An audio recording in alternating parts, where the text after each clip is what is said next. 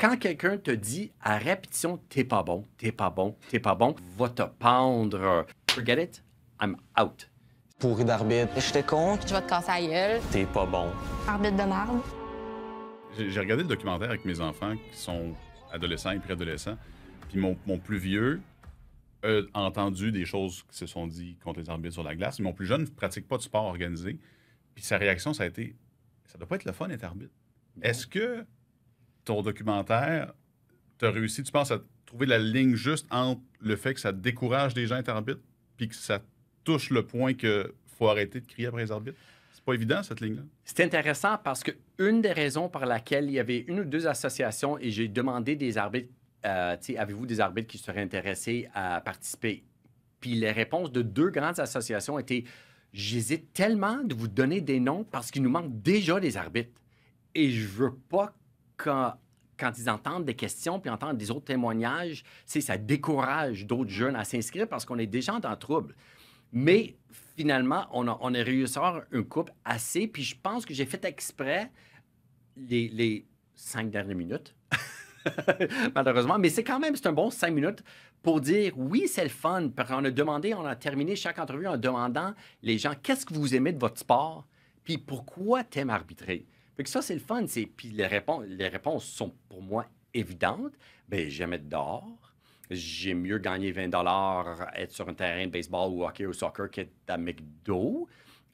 J'aime le sport, mais je suis pas naturellement athlète. Fait que ça me donne une façon de m'impliquer dans le sport sans être nerveux que qu'est-ce qui arrive si la balle arrive vers moi. Avoir des amis, c'est une famille, une connexion, c'est un défi. Toutes ces choses-là, là, c'est glorieux être arbitre dans un sport. On va souhaiter que le documentaire, mais aussi toutes les campagnes de sensibilisation, ça amène à un changement. Mais là, dans les conditions actuelles que tu connais, est-ce que tu laisserais tes enfants arbitrer ou devenir arbitre? Comme je vais prendre un quote de Bruno Gervais, qui est dans le documentaire. Puis lui, il dit, puis lui, il a joué dans la LNH 8-9 ans, là.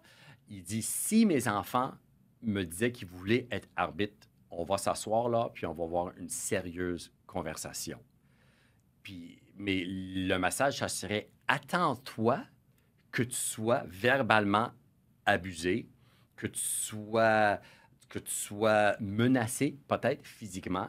Mais je veux que tu saches, une fois que ton match est terminé, tu vas venir à la maison, puis on va s'en parler. Right? Le rôle des parents est important. Exactement. Parents d'arbitre, pas juste les parents des joueurs ou des partisans qui crient. Le rôle des parents de jeunes arbitres aussi, c'est important. Pour réaliser, un des psychologues dans le documentaire dit il faut que tu réalises quelque chose est en train de se passer avec cet adulte-là.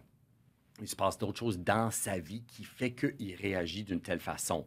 Tu fais ta job, tu fais un bon job.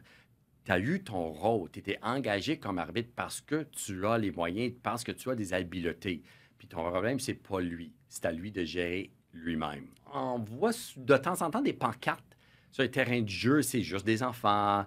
Les arbitres sont jeunes, ils sont en bas d'apprentissage. Ça, c'est génial. Mais je pense qu'on devrait mettre une pancarte. Quoi faire si tu sens ton colère monter? Ben oui, pour vrai. Une grosse chose, prendre une marche.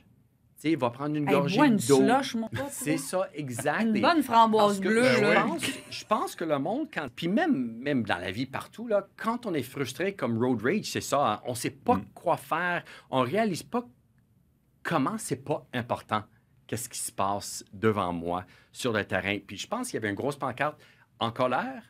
Allez prendre une marche. Là, allez t'acheter un liqueur. Dans toutes les SAQ, il y a tous les trucs où il y a un service à la clientèle. Là, ils te le disent, le respect de mise.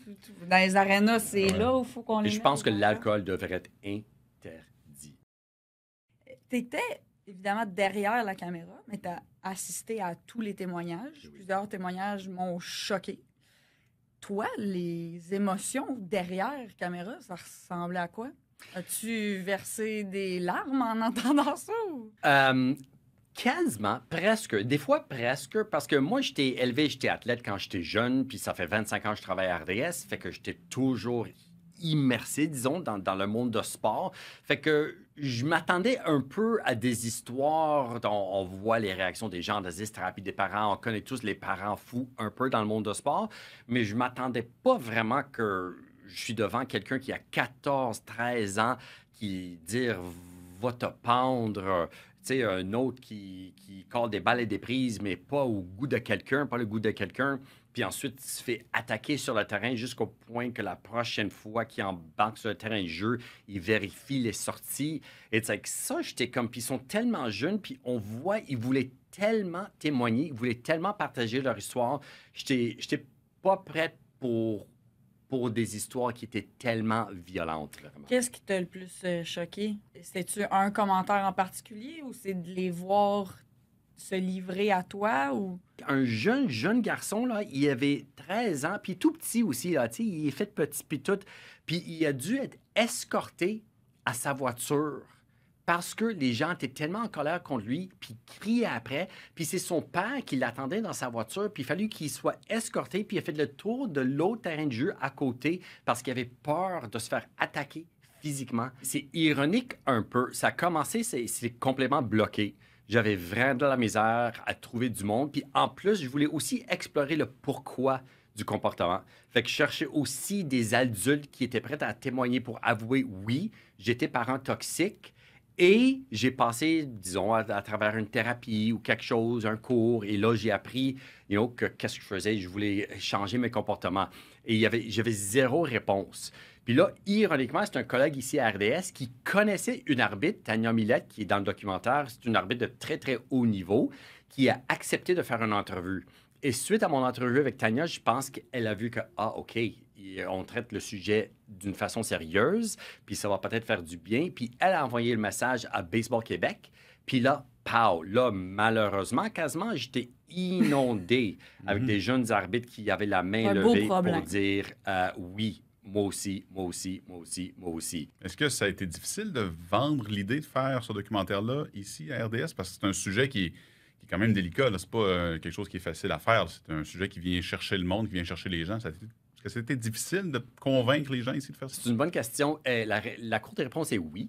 Parce qu'il y a déjà eu de bons documentaires auparavant à ce sujet. Mais en gros, le couple que j'ai vu, c'était surtout le hockey, le sujet, et surtout les arbitres adultes qui étaient des victimes des abus. Et tout le monde disait, ça fait partie du sport, ça a déjà été fait. Et moi, je voulais, oui, mais là, on parle des adolescents, puis c'était juste sur les talons en Ontario, les jeunes arbitres de soccer commençaient à mettre des caméras. Fait que je voulais aborder non seulement le sujet du fait que ça existe, mais c'est quoi les effets secondaires et c'est quoi les solutions? Puis ils disent que des effets secondaires de se faire sauter dessus puis abuser d'une façon constante, même pendant une saison ou deux, ils parlaient des effets de dépression, d'anxiété, même des pensées suicidaires, parce que tu commences à manquer de confiance en toi-même. Tu sais, quand quelqu'un te dit à répétition « t'es pas bon, t'es pas bon, t'es pas bon », tu commences à te croire. Mm-hmm. Fait que t'hésites de lever la main, t'hésites de communiquer avec tes amis, t'hésites d'offrir ton opinion parce que tu te fais dire constamment, t'es pas important, on s'en fout de ce que tu dis. Fait que t'es assis dans ton coin, puis ils sont en train de pleurer dans leur chambre, sur leur lit, là, tu sais, position fétale, puis là, ils voient à leur horaire, « Hey, samedi, j'ai un autre match. » Ça me tente pas. Ça me tente pas.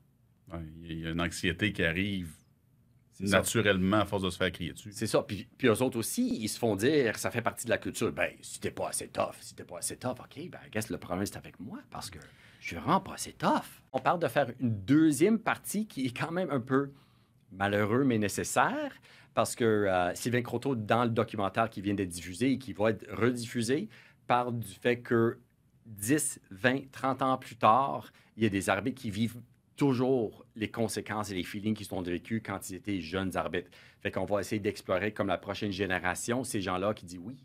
Là, j'ai 50 ans, là, puis à chaque fois que je deviens bénévole pour mes enfants, j'ai toujours des tremblements. C'est toujours quelque chose que j'hésite, mais je ne veux pas dire non parce que je veux être là pour mon enfant, mais c'est quelque chose que je ne veux pas revivre. C'est comme... Ça me donne un petit peu plus de courage de soit intervenir, soit me calmer moi-même.